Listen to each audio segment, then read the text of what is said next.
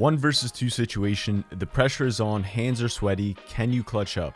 Becoming a clutch player in Apex Legends takes a lot of gun skill and movement, but it also requires making smarter plays. So today I'll be showing you how to outsmart enemies in Season 9, so be sure to stick around. Since Apex has been out for more than 2 years now, relying on pure movement and gun skill is not enough to outplay everyone. So I have 4 solid tips to help you make smarter plays in tough situations. With that said, let's jump into the first tip I have, which is saving tacticals and ultimates for desperate moments. When you're in a man-down situation, enemies have the upper hand on you just by having more teammates no matter how good they are. So this is when you want to break apart and weaken a team slowly with the initial engagement through gun skill and throwables. Doing this can help you close the gap and obtain better angles and positioning, but the main key here is to save your tacticals and ultimates during mid-fight situations. Wasting them early will make finishing the fight that much harder. So think of it like you're preparing for the worst, even if it doesn't happen. Definitely easier said than done, but by all means, if you need to use a tactical or ultimate early in the fight, do so. However, the goal should be to practice on improving to save your abilities during clutch moments. Not only this will help you win 1v2 or 1v3 situations, but can also help prevent or become more prepared for a third party. So let's get into a quick example. Alright, beautiful people, we are hopping into the first example I have for you, which is going to be in Fragment. This is the construction building, that's what I like to call it at least. And I'm sort of waiting and listening when to invest myself in this gunfight. So I take the zipline up and notice how I don't get very aggro on it early. I'm really assessing the situation. I get up there, I find an Octane healing, so he was a very easy kill. Then I immediately look to deal some damage on the other enemies.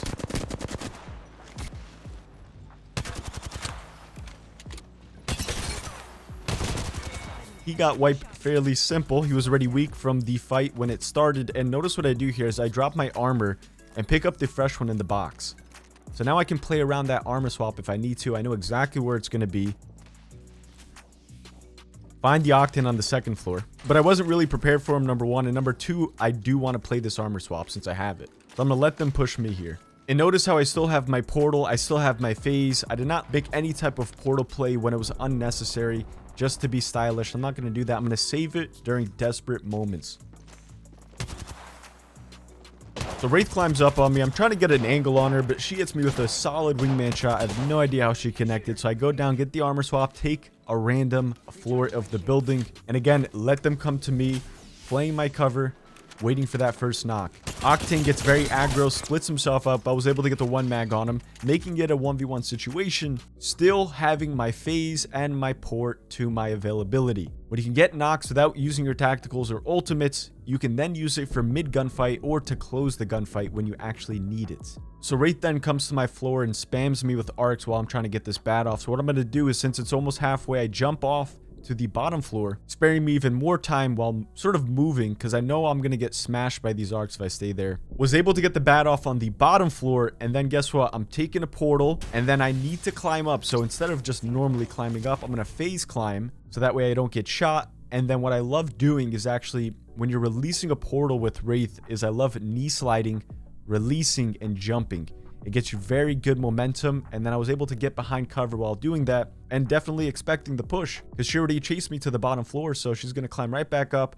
I'm going to be ready for her, pre-aimed, and was able to 1-mag her. So that's a beautiful example of saving your tacticals and ultimates when it's needed. Again, we're looking for mid to end gunfight to really use them, but if you do have to use it early on, do it. If you know you're going to die, use it. But what you really want to improve on is when to use it. So we've talked about how saving your abilities for desperate moments can play a key role in clutching up. Now let's get into the second tip I have, which is learning not to force the first knock. When you're in a tough situation and the enemies have the odds, you never want to force that first knock. In order to clutch up, your entry knock needs to be as clean as possible. Or in other words, getting an angle, position, or moment when you can get the best exchange in your favor. Limiting the amount of damage you take while getting your first knock will have you extremely prepared for the following enemies. So if this means you need to reapproach or potentially back up for a different angle, go for it. You don't have to rush the fight then and there, especially when the other team has the numbers. Let them play into your game and guide them right into the first knock.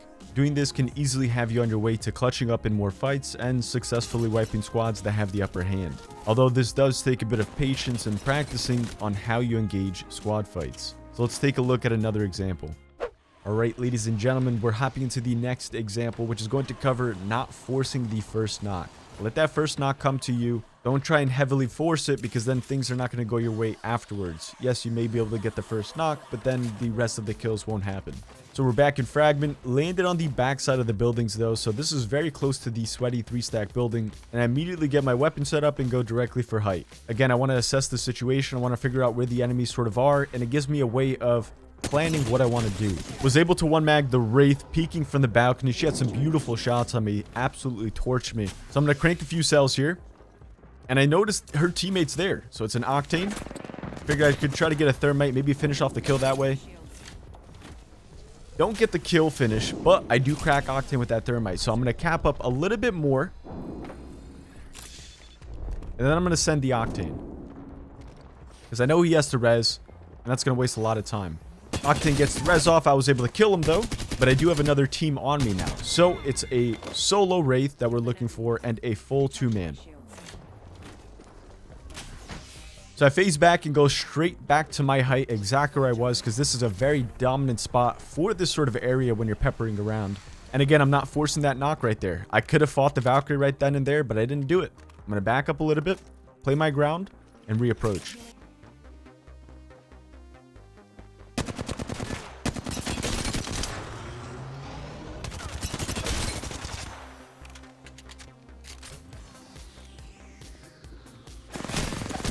Valk literally scared the heck out of me. I did not expect her in that corner. Crouch at the top of a staircase for a head glitch as cover. And even though I'm one shot, notice what I do here, because I know she's going to expect me pushing. So I jump over the staircase to create no audio when I'm walking down, so she doesn't really expect when I'm going to actually peek the angle. And she figures she can run away, but that caught her off guard, and I was able to catch her and clip her right before rounding the corner. So notice how I don't force the knocks then and there. Even though I have an enemy right there, do you have to shoot at them majority of the time? No, you don't really need to. You can back up, reposition, reapproach, get your angle, and that way it's better for your exchange. And that's really going to help you clutch up in a lot of tough situations and keep you alive much longer. If you're enjoying the video so far, don't forget to one-tap that like button. It's always appreciated. Also, don't forget to subscribe for more quality content. So we've covered how crucial it can be to save abilities for mid-fight and not forcing the first knock. Now let's get right into the third tip, which is learning when to walk around to listen for footsteps. And yes, I think we all can agree that Apex Legends has some scuffed audio and can be the direct reason you died in a situation. However, when the audio does work, you need to take advantage of it. Sound hoarding footsteps is much more difficult when you are constantly on the move and shooting, but learning to walk around during dull moments mid-gunfight can help you predict and outplay enemies by making a safer approach. And the reason I stress to walk instead of crouch around is because walking is obviously faster, but still makes your footsteps a little less existent. This will help limit the sound you make and take notes on the sounds of the enemy. Constantly moving and shooting is almost like you're playing with your head down and full forcing a gunfight. This puts more pressure on you to win solely based on movement and gun skill. So don't forget to walk around and have some slight pauses during your gameplay to actually assess the situation at hand. So let's get into a quick example. Alright, beautiful faces of the internet. We're in the third example here, which is going to be talking about walking around and sort of listening for footsteps mid-gunfight. When it's a dull time of a gunfight, you can do this and really get a safer approach the next time you want to re-peek and get a bullet exchange. So here we are back in Fragment in another game, but we are at the sweaty 3-stack building area now. And I was sort of dancing and peppering around with a Valk. She's on top of the 3-stack building, all the way up on height, and she's really has a lot better positioning than me, and she can actually push me whenever she wants. So I have sort of a tough approach here. I'm sort of peppering around, seeing what kind of damage I can deal, feel them out, see how good their shot is. And after a bunch of time goes by, she wasn't giving me too much angles or openings, so I actually make the push into the building first. I go to climb up to try and get height from her in a sneaky way, but she's expecting it. She's still on height, just camping there.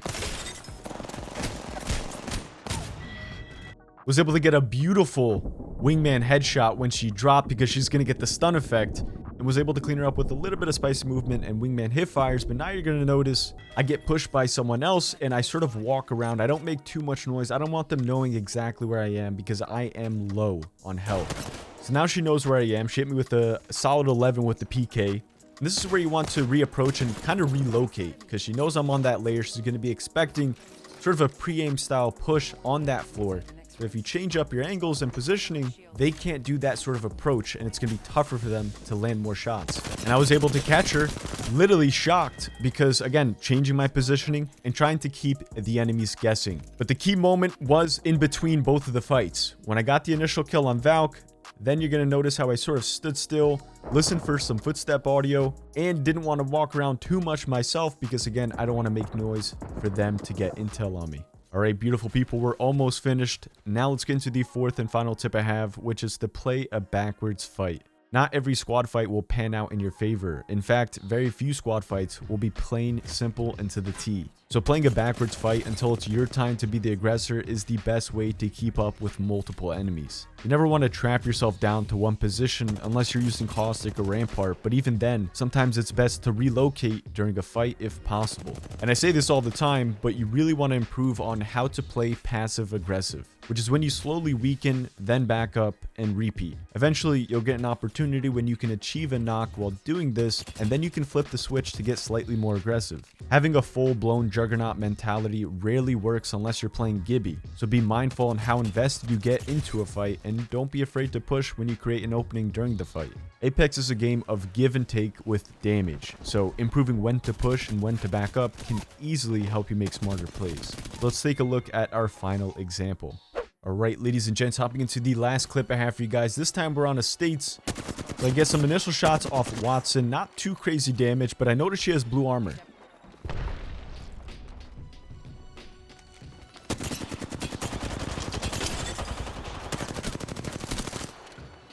Then I get pushed by the second player, back up a little bit, play some left to right cover, hit her for 143 on purple. So now I know not only do they have blue and purple armor, I did get the better of the exchange, but I'm low on heals now. So now I play a little bit more passive. Just going to sit in full heal on the roof. Again, playing a backwards fight. I was invested a little bit, but then they got aggro on me, so I backed up a bit. And now again, I'm looking for those pokes. I'm looking for those peek shots. See if I can get some sneaky damage in.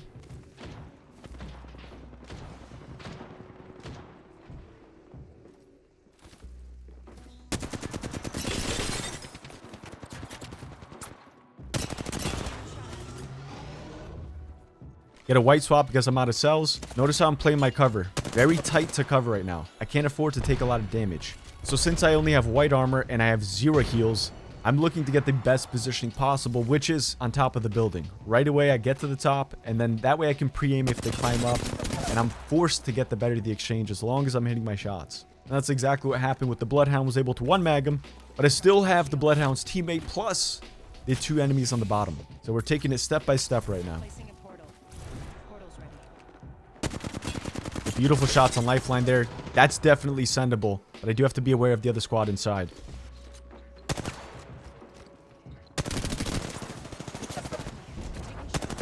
There we go. Cleaned up the lifeline. Still a 2v1 situation. Get some decent damage off Watson. But again, they're sort of camping in there with the fences. It's a very hard push. With limited heals, it's hard to break it. So I'm thinking, listen, it's a 2v1. They have the numbers. They're eventually going to give me some angles that I can work off of. So I don't really want to force the fight.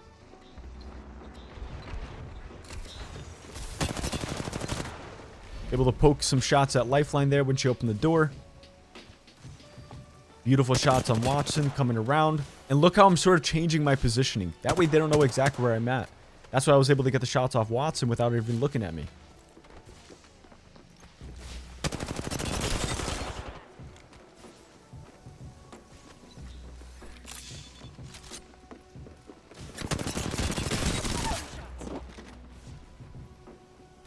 But now I'm looking to take a med kit right away because of the storm. So when you're in a situation like this, always worry about your health first. Who cares about your armor? If you have no health, you're dead to storm regardless. And I don't know what is going on with the zone and Watson fences, but look how bright that is. How am I supposed to see in there? I think, yeah, she gets the res off. I'm trying to break all these fences down.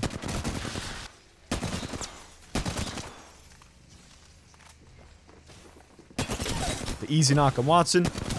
Easy knock on lifeline. And that was a beautiful extended gunfight, but for good reason. Again, I didn't really have the heals to really get super aggro on them, push them with ease. So I played a very, very slow and backwards fight with this team. And that was really the only way I sort of survived. because if I try to rush in that building, full-on gunfight, it's just not going to work that way. So again, play a backwards fight, change up your angles, look to get some peek shots in, and you're going to catch enemies in some perfect moments for you to actually get a one-mag opportunity or to get some devastating damage that's sendable. Thank you guys for spending a couple minutes every day with me. If you enjoyed today's video, don't forget to tap that like button. I hope you have an awesome rest of your day. And as always, this was Sultan D, and I'm signing off. Peace.